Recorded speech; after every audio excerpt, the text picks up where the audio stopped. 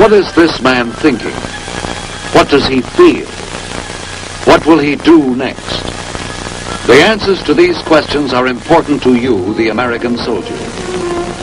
Your life, the security of your home and country may depend on them. For this man is your enemy or is a member of a neutral or friendly foreign group. He may carry a gun, push a plow, or run a machine. To win him over, to keep him from acting hostile to us, or to sustain his friendship by means other than force. That's the job of our psychological warfare.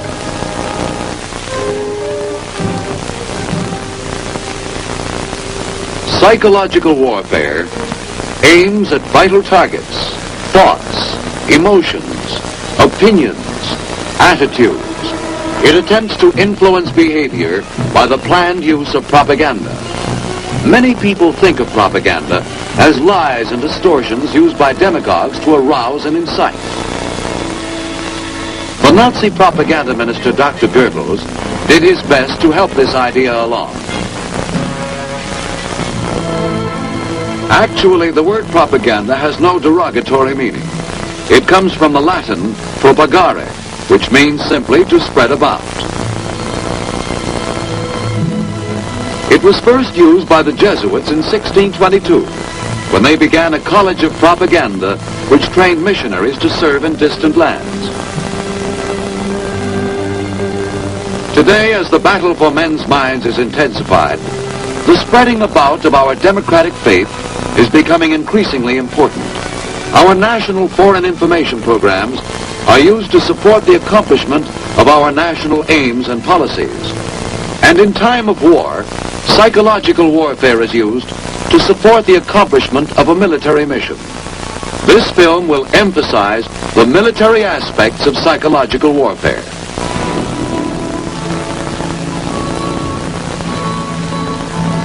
The use of psychological methods to influence enemy behavior in combat is not a new concept. An Athenian commander, Themistocles, in an attempt to discourage approaching enemy troops, urged them, if they could not lay down their arms, to behave ill on purpose.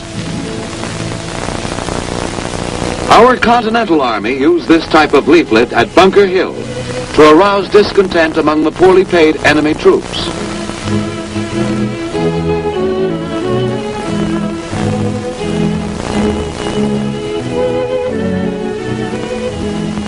In the Napoleonic Wars, from ships standing off the French coast, the British launched kites bearing anti-morale leaflets.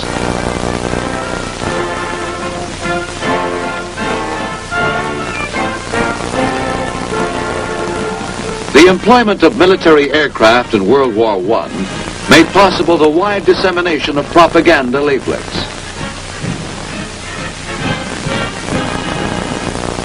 By World War II, new advances and operational techniques moved psychological warfare into high gear, made it an integrated part of our military organization. Experience has taught us that military action alone can win, but the costs in men and materials run high. Psychological warfare, effectively used in support of combat action, can reduce casualties and cost.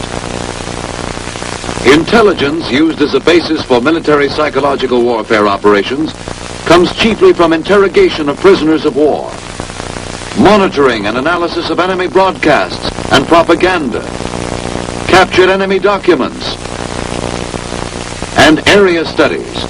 Reports are made available through G2 to the psychological warfare officer. Intelligence is studied for psychological warfare use. Enemy troop vulnerabilities are determined and plans drawn up to exploit them. There are three broad areas: tactical, strategic, and consolidation, in which psychological warfare supports the military mission. Tactical support is aimed at the civilians and enemy soldiers in the combat area. Objective: to remove as many as possible as hazards to our troops by reducing their combat efficiency and will to fight.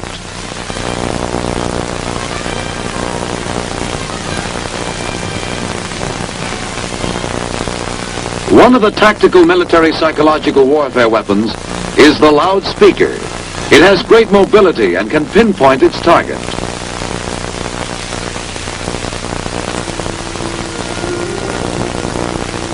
Through the loudspeaker, appeals and information based on combat intelligence can be swiftly and dramatically directed at the enemy soldier. To you soldiers of the 14th Regiment People's Army, we bring you news of home.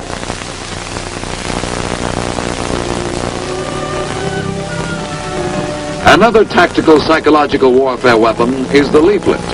It may be used in a tactical situation, may be distributed by a propaganda shell fired from the 105 howitzer. The leaflet confronts the enemy soldier with a tangible propaganda message which he can keep and refer to. Leaflets also may be distributed by tactical, strategic, and liaison aircraft. This surrender leaflet was used against the enemy in North Korea. Although surrender may be one of the products of the tactical use of psychological warfare, you cannot judge the value of a psychological warfare operation by a head count of prisoners alone.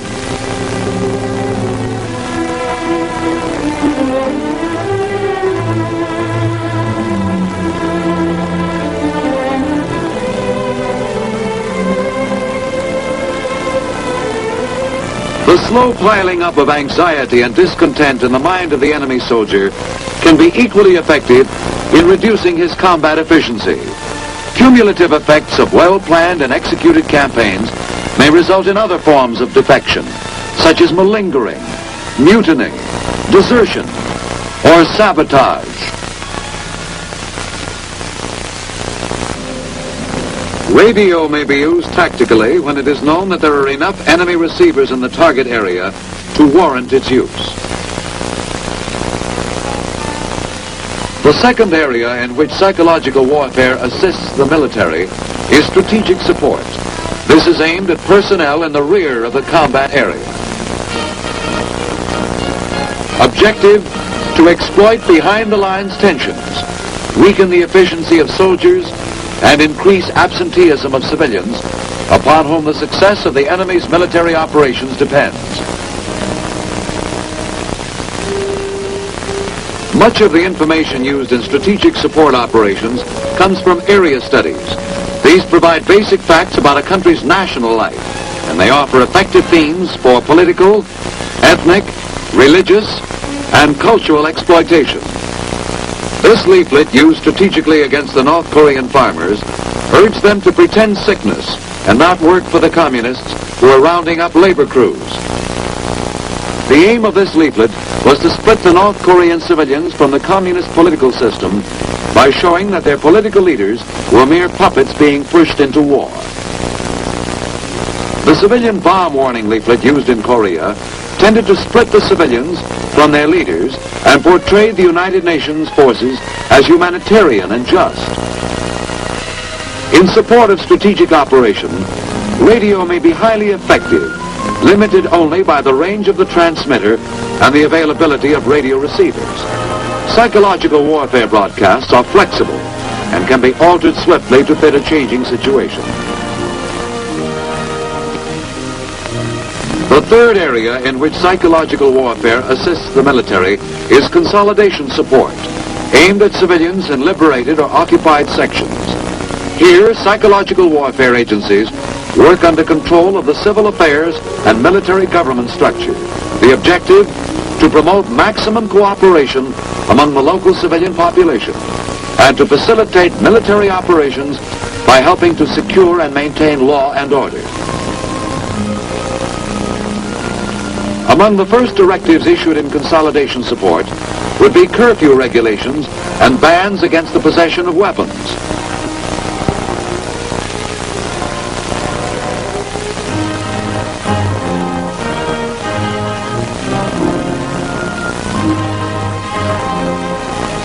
Later, as consolidation progresses, psychological warfare units furnish information on functional matters such as availability of electric power, water, and other vital resources and services.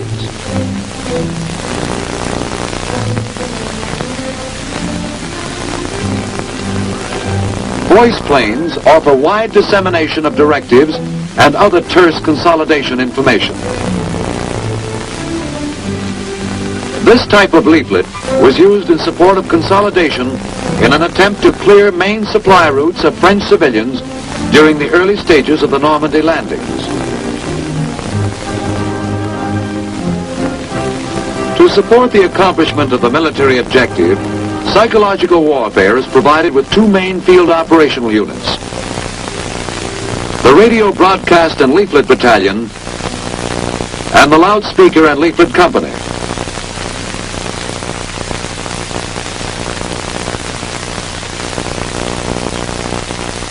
The Radio Broadcast and Leaflet Battalion consists of a headquarters company, a reproduction company, a radio broadcasting company, and a consolidation company, and is assigned to a theater headquarters and is used mainly in support of strategic and consolidation operations. The Loudspeaker and Leaflet Company consists of a headquarters company, publications platoon, operations platoon, and a loudspeaker platoon, and is assigned to a field army and supports mainly tactical operations. The Chief of Psychological Warfare is directly responsible to the Army Chief of Staff for psychological warfare plans, operations, organization, and training. The United States has no monopoly on psychological warfare. The enemy has used it against our troops. Here is an example of enemy military propaganda disseminated in a simple way.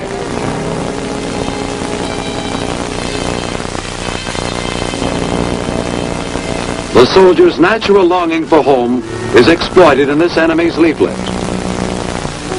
Darling, I will dream that you are coming back to me this Christmas. I can't think of a Christmas without you.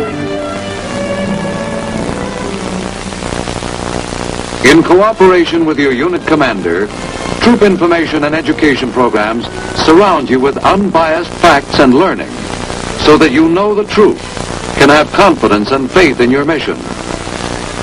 Every available information and education medium is used to arm you against the distortions and falsehoods of enemy psychological warfare.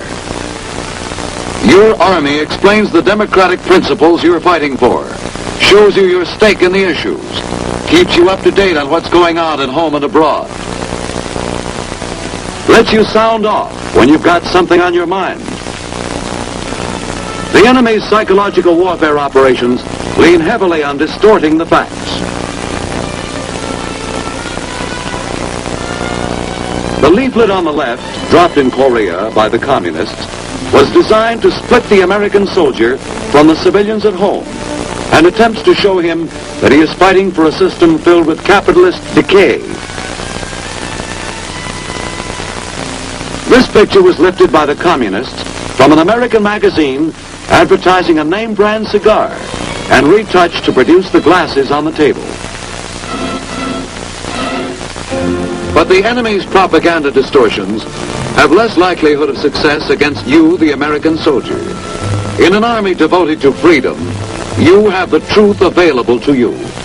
These, plus your own sense of loyalty and patriotism, are your best defenses against enemy propaganda. We have shown you some of the methods and potentialities of military psychological warfare.